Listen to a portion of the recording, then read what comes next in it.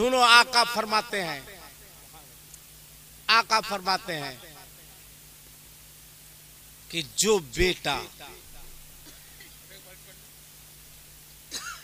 अपने घर से बावजू होकर, आपके यहां से कब्रिस्तान कितनी दूरी पर है?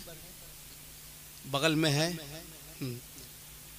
जो बेटा, सुनो संजीदगी से, बात समझ में आ रही है ना मेरी? बोलो ना भाई। आका फरमाते हैं जो बेटा, अरे अपने आप को इस लायक बनाओ मुसलमान कि तुम्हारा बाप का इंतकाल हो जाए तो नहलाने कफनाने के लिए दूसरे की जरूरत नहीं पड़े। इस लायक बनाओ कि बाप ने खिलाया पिलाया जवान किया, बाप का इंतकाल हो गया, इमाम साहब चलिए नहला दीजिएगा, इमाम साहब कफना दीजिएगा। हद तो ये है कि कब्र में उतरने से भी डरता है। एक जनाजे में मैं था, जिसके बाप का जनाजा है, हमको कहा कि हजरत आप उतर जाइए। मैंने कहा बहुत रिक्स है। कहा क्या रिक्स है? मैंने कहा बाप तेरा है कि मेरा है? कहा मेरा बाप है। मैंने कहा जमीन तुम लिया है कि हम लिए हैं?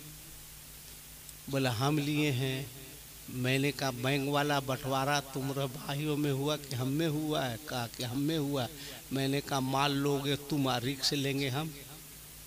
बोला रिक्स होता है। हम बोले उतर के देखो। आर घबरा गया कारी साहब। बोला नहीं नहीं नहीं, किसी को खोज दीजिए। हम बोले ओ बेटा रिक्स ले तो मौली साहब ले हैं? जितना टेंशन आज देखिए क्या है। कह दिया कि मौलाना साहब 10 लड़का भेज दीजिएगा कुरान खानी के लिए। मदरसे के बच्चे आकर के कुरान पढ़ रहे हैं। वसवाउन अलैहिम अनज़रतहुम अम लम तुनज़िरहुम ला युमिनून। जिसके बाप का 4 रूम है, 40वां है, सालाना है, वो बैठ के खैनी ठोक रहा है। क्या जरूरत है ऐसे नक्कारा औलाद की जो अपने बाप के नाम से कुरान की एक आयत की तिलावत नहीं कर सकते? कैसी औलाद हो तुम? होना तो ये चाहिए कि मदरसे के लड़के बाद में पढ़े, घर के बच्चे पहले कुरान की तिलावत करें। क्यों नहीं घर में कुरान की तिलावत होती है? क्यों नहीं पढ़ती हैं? माएं बहनें किसी का इंतकाल हो जाता है तो रोने का कंपटीशन होता है। कंपटीशन। एक बहन अगर बैंक मोड़ से रोते हुए आई, दूसरी बहन जो है एकदम बस स्टैंड से मैं आगे बपा आगे करते हुए आएगी, जैसे पूरा मोहल्ला को समझ में आ जाए कि बेटी आ गई है। तुम्हारे रोने से तुम्हारी बाप की रूह खुश होगी। अरे बाप का इंतकाल हो तो हजरत ज़ैनब के सब्र को देख लेना। बहुत अच्छा शेर कारी जुनैद साहब ने, किसी ने कहा था कि वो यहूदी था जो चादर देख के मुस्लिम हुआ। वो यहूदी था जो चादर देख के मुस्लिम हुआ। ये मुसलमान थे जो सरे ज़ैनब से चादर ले गए। ये मुसलमान थे जो सरे ज़ैनब से चादर ले गए। क्यों रोती हो? क्यों चीखती हो? क्यों चिल्लाती हो? अस्सब्रु इंद सदमतिल ऊला। रोना मना नहीं है, रो, चीखो नहीं, चिल्लाओ नहीं। जितना वक्त तुम रोने में बर्बाद करती हो, काश उतनी देर तक अपने बाप के सिरहाने बैठकर कलमा शरीफ का विर्द कर लेती। काश दरूद पढ़ लेती, कुरान पढ़ लेती। अल्लाह तुम्हें भी सवाब अता फरमाता और तुम्हारे वालिद को भी इसका सवाब अता फरमाता। बनाओ अपने बच्चों को नेक, बनाओ नेक, सब पढ़ाओ, सब तालीम दो। आज पता है हमारी बेटियां बहनें गैर मुस्लिम लड़कों के साथ जो भाग रही है, इसकी वजह क्या है? सिर्फ जहेज वजह नहीं है, सिर्फ जहेज वजह नहीं कि जहेज की वजह से भाग रही है, ये एक वजह है, मगर सबसे बड़ी वजह है इस्लाम से दूरी। तुमने बच्चियों को बताया नहीं, कम से कम जब रात में खाने बैठो, क्यों कहा गया कि एक दस्तरखान पे बैठ के खाओ? दिन भर मसरूफ हो, रात में आओ, बेटे को बैठाओ, बेटी को बैठाओ, खाओ।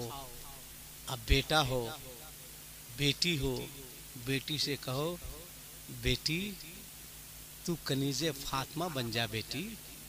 ए बेटी, सिर्फ तू मेरी बेटी नहीं है, तू तो इस्लाम की अमानत है, तू कौम की अमानत है। तेरा कदम अगर गलत उठेगा, सिर्फ मेरा मजाक नहीं उड़ाएंगे लोग, मजहब इस्लाम का मजाक उड़ाएंगे, हमारे दीन का मजाक उड़ाएंगे, हमारे इस्लाम का मजाक उड़ाएंगे।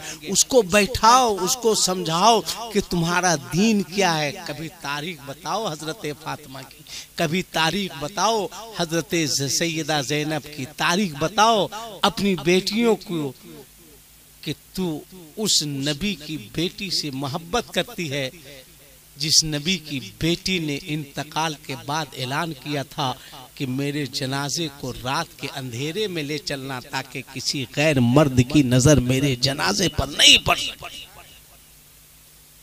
आज लोग पर्दे की बात कर रहे हैं, हैरत है भाई। शादी में देखिए, निकाह माना अख्तर साहब पढ़ाते हैं, पूछिए इनसे, रजिस्टर भर गया, अब लड़की के पास जब जाएंगे, आगे आगे दो आदमी जाएगा, ए पर्दा करो इमाम साहब आ रहे हैं, पता है कि नहीं?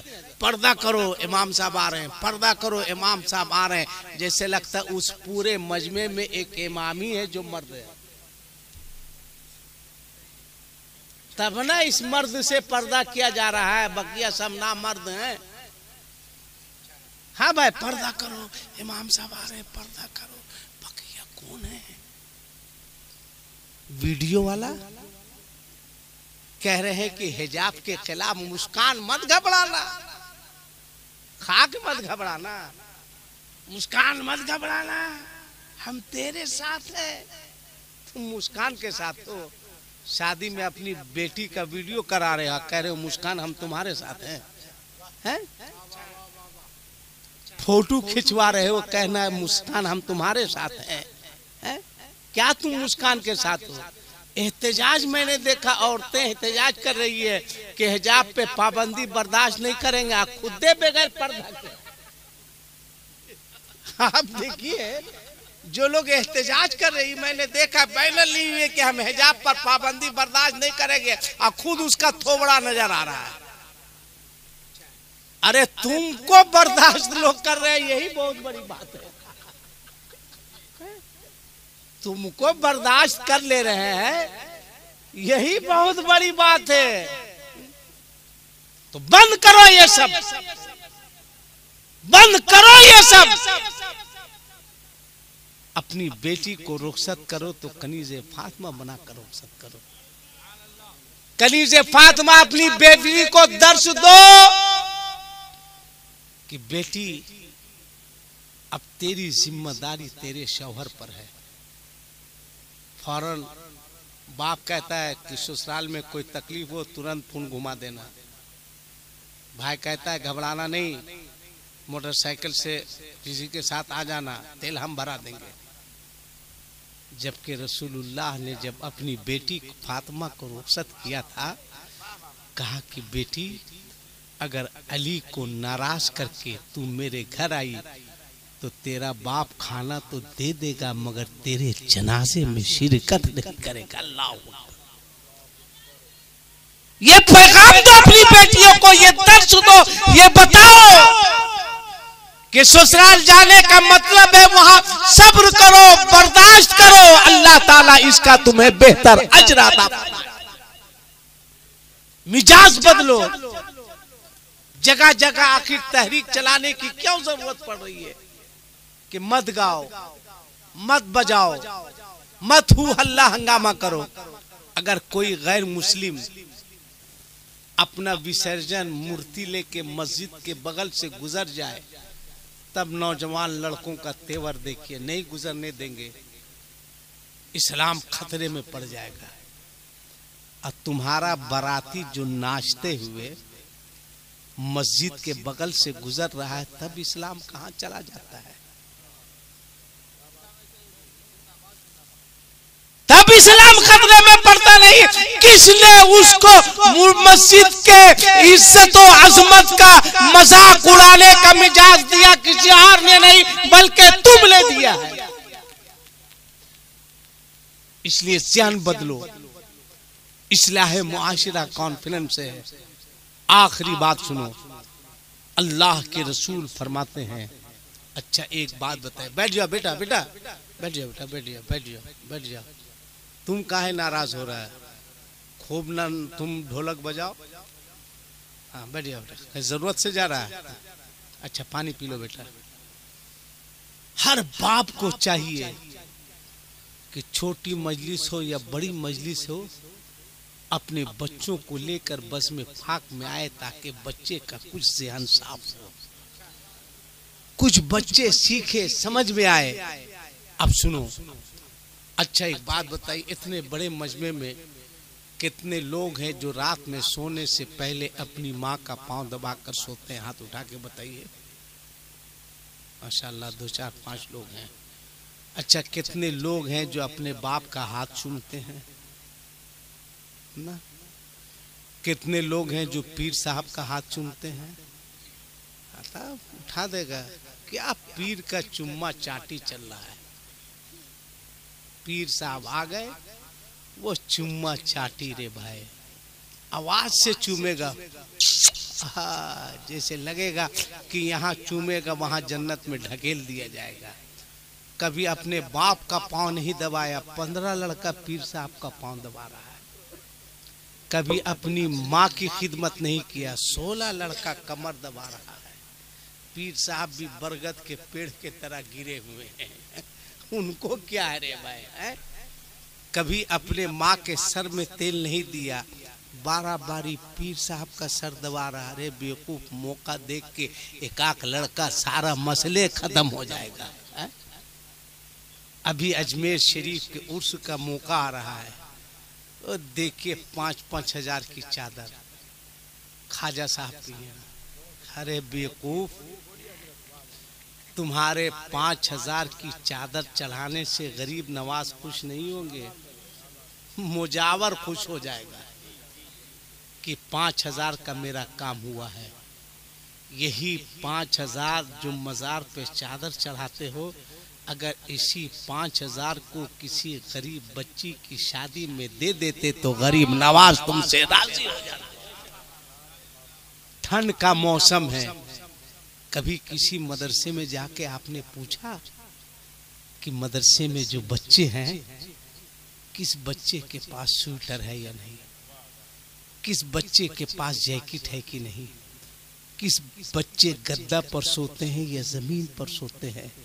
अगर ठंड के मौसम में किसी मदरसे के बच्चे को, किसी गरीब बच्चे को तुमने स्वेटर पहना दिया तो चादर चढ़ाने से सवाब नहीं मिलेगा, गरीब को ठंडे में स्वेटर पहनाने से अल्लाह तुम्हें सवाब अता फरमाएगा। तुम्हारे चादर की जरूरत नहीं है ख्वाजा साहब को, तुम्हारे अगरबत्ती मोमबत्ती की जरूरत नहीं है गरीब नवाज को, तुम्हारे पैसे की जरूरत नहीं है। गरीब नवाज को राजी करना चाहता है तो गरीबों को खाना खिला दिया करो, फकीरों को खाना खिला दिया करो, मिस्किनों को खाना खिला दिया करो। गरीब नवाज भी राजी होंगे और इंशाअल्लाह गरीब नवाज का रब भी राजी होगा और रसूलुल्लाह भी राजी। आका फरमाते हैं, जो बेटा अपने घर से बावजू होकर कब्रिस्तान जाता है, वजू कर लिए, पता नहीं आपके यहाँ क्या मामला है, हम लोगों के यहाँ तो ये मामला है कि जनाजा कब्रिस्तान पहुँच जाता है तो कुछ लोग कहते हैं इमाम साहब नमाज पढ़ाइए, कुछ लोग कहते हैं इमाम साहब रुक जाइए, कुछ लोग वजू कर रहे हैं। इधर होता है क्या? ऐसा होता है ना? वाह रे मुसलमान, तुम्हारे पास इतना वक्त नहीं है कि मैयत को बावजू होकर कांधा दे सको। कितने अफसोस की बात है। जनाजा पहुंच गया, इमाम साहब पहुंच गए, अगर गलती से इमाम साहब 10 मिनट लेट से पहुंचे तब फिर पब्लिक का तेवर क्या माना? कहाँ थे? ज्यादा दिन हो गया क्या? हिसाब करें क्या आपका? बेटा तुम्हारा यही हिसाब होगा, मर के देखो तुम। तुम इमाम को 15-20 मिनट से खड़ा किए हुआ, तुमको शर्म नहीं आती? किसी भी मस्जिद का इमाम इमाम होता है, किसी के बाप का गुलाम नहीं होता है। इज्जत करो इन उलमा की, एहतराम करो इन उलमा का। मैयत को बावजू होकर कांधा दिया करो, इसलिए कि तुम्हारे घर से लेकर कब्रिस्तान तक जितने कदम उठते हैं, अल्लाह हर कदम पे तुम्हें नेकी अता फरमाता है। क्या जरूरत है कब्रिस्तान में वजू करने की? घर से वजू करके जाओ। अब सुनो, आका फरमाते हैं जो बेटा अपने घर से बावजू होकर कब्रिस्तान जाता है, वजू बना लिए, वजू बनाने के बाद बावजू होकर घर से कब्रिस्तान गए, बाप नहीं है तो बाप की कब्र पर जाकर कहो अस्सलामु अलैकुम अब्बू जान। माँ नहीं है तो माँ की कब्र पर जाओ और माँ की कब्र पर जाके कहो अस्सलामु अलैकुम अम्मी जान। आका फरमाते हैं जो बेटा अपने घर से बावजू होकर कब्रिस्तान जाता है, माँ नहीं है माँ की कब्र पर, बाप नहीं है बाप की कब्र पर, सलाम करके वापिस हो जाता है। ये नहीं कहा दरूद शरीफ पढ़ के, कलमा शरीफ पढ़ के, कुरान की तिलावत करके। आका फरमाते हैं जो बेटा अपने घर से बावजू होकर कब्रिस्तान जाता है, बाप नहीं है बाप की कब्र पर, माँ नहीं है माँ की कब्र पर, सलाम करके वापिस आता है, अभी कब्रिस्तान की चहार दीवारी बाउंड्री खत्म नहीं होती है कि अल्लाह फरिश्तों से फरमाता है ए फरिश्तों, इस बंदे के नामे अमाल में एक हज मकबूल का सवाब लिख दिया जाए। 10 मिनट 15 मिनट, इससे ज्यादा वक्त नहीं लगेगा। अब कुछ लोग कह सकते हैं कि भाई मेरे वालिद साहब जिंदा हैं, ऐसे बहुत अच्छा पढ़ा कारी इमरान साहब ने, बहुत अच्छा पढ़ा, मस्त पढ़ा,